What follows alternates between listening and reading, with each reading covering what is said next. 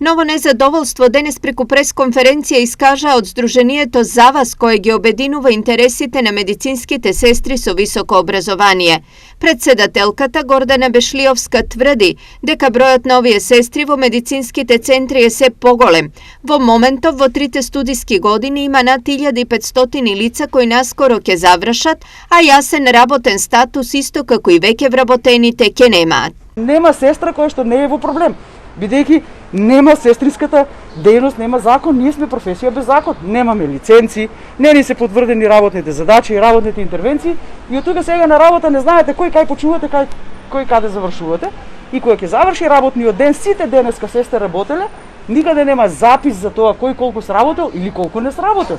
Од овие причини, освен од Министерството за здравство, тие вклучување во решавање на нивниот проблем побара и од синдикатот. Од сите овие причини денеска побаравме збори од синдикатот, бидејќи синдикатот е одговорен и тој треба да седне со Министерството и ние како здружение, како Унија, можеме ова ниво до овој степен да го подигнеме. Другиот дел за да се сработат истите работи и за сите овие луѓе да се поведат во некоја понатамошна постапка, синдикатот мора да застане позади нив во делот на анекс договорите, во делот на преточувањето на систематизациите со колективните договори во болниците каде што се сестрите и ова генерално се реши.